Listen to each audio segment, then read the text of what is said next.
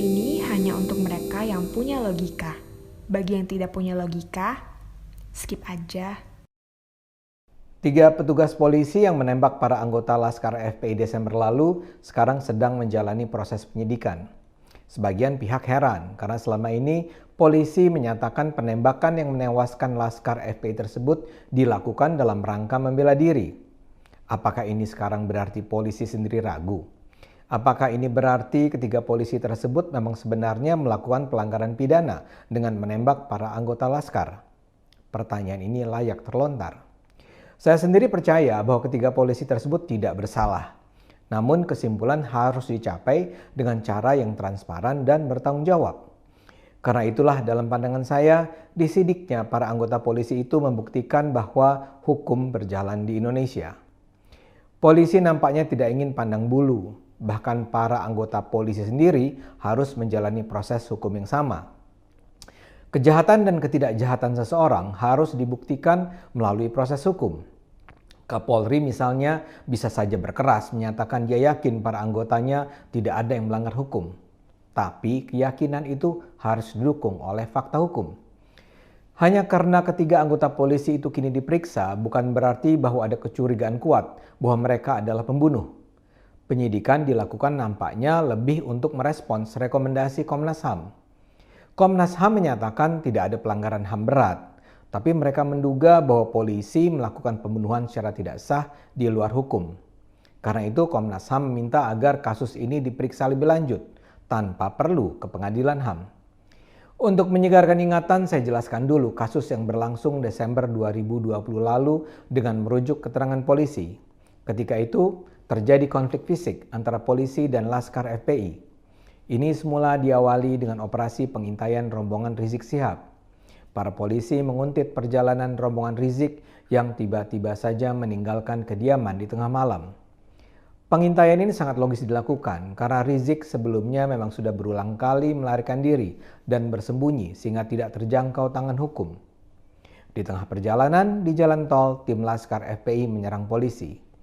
Pada awalnya dengan sekedar memepet mobil polisi, tapi belakangan diikuti dengan aksi penyerangan terhadap mobil polisi.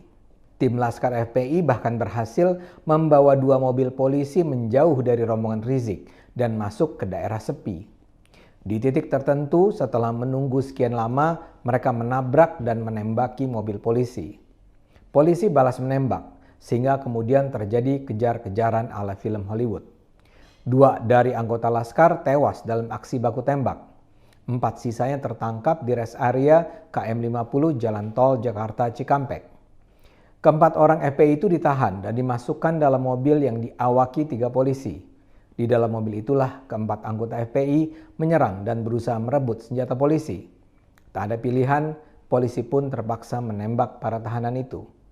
Keempat anggota FPI tewas di tempat. Itu adalah penjelasan versi polisi.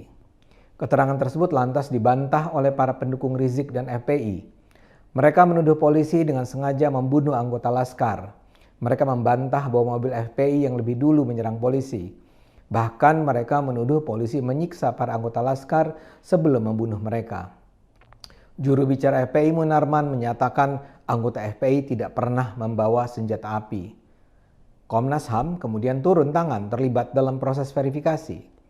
Komnas HAM menemukan bahwa keterangan polisi yang benar. Mereka menyimpulkan para anggota FPI itu memang sengaja menyerang tim polisi, termasuk dengan menembak dengan senjata api. Mereka tidak menemukan indikasi adanya penyiksaan terhadap para anggota Laskar FPI. Komnas HAM memang menduga adanya tindakan pembunuhan di luar hukum terkait penembakan terhadap 4 tahanan. Namun mereka menyatakan untuk memastikan apakah benar telah terjadi pelanggaran hukum harus ada proses hukum yang adil.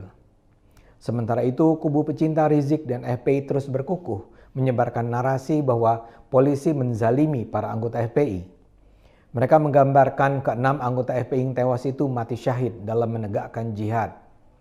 Sejumlah tokoh membentuk tim pengawal peristiwa pembunuhan TP36 Laskar FPI. Mereka melakukan kampanye bahwa polisi melakukan pelanggaran HAM berat dengan membunuhi anggota FPI.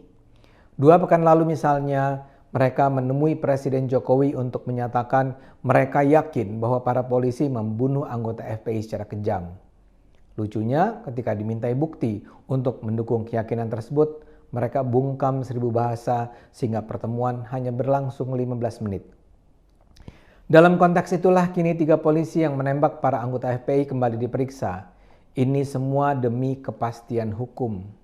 Sebelumnya polisi sudah menetapkan ke-6 anggota FPI tewas sebagai tersangka, meski kemudian dengan segera dinyatakan perkaranya tidak akan dilanjutkan karena mereka memang sudah meninggal.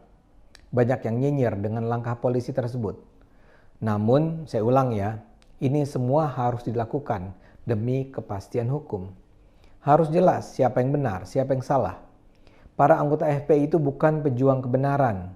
Mereka itu menyerang polisi bukan sekedar agar polisi tidak bisa terus membuntuti Rizik. Mereka menyerang mungkin sekali untuk membunuhi polisi. Karena itu semua harus diletakkan sesuai duduk perkaranya. 6 anggota FPI itu dinyatakan sebagai tersangka karena mereka diduga melakukan aksi kejahatan. Begitu pula pemeriksaan 3 polisi ini. Harus dipastikan secara hukum apakah tindakan mereka dibenarkan atau tidak secara hukum. Abdullah Hehamahua menantang polisi untuk bersumpah mubahalah. Namun, sumpah mubahalah tidak dikenal dalam hukum. Yang terpenting ada pemeriksaan secara bertanggung jawab, yang prosesnya berada di bawah pengawasan publik. Ketiga anggota polisi itu harus menjelaskan apa yang sebenarnya terjadi. Dan pihak-pihak yang berkepentingan bisa menilai validitas jawaban polisi tersebut. Menurut saya, penyidikan terhadap 3 polisi ini adalah sebuah langkah yang sangat patut dihargai. Ini menunjukkan supremasi hukum berjalan di negara ini. Mari terus gunakan akal sehat, karena hanya bila kita gunakan akal sehat, negara ini akan selamat.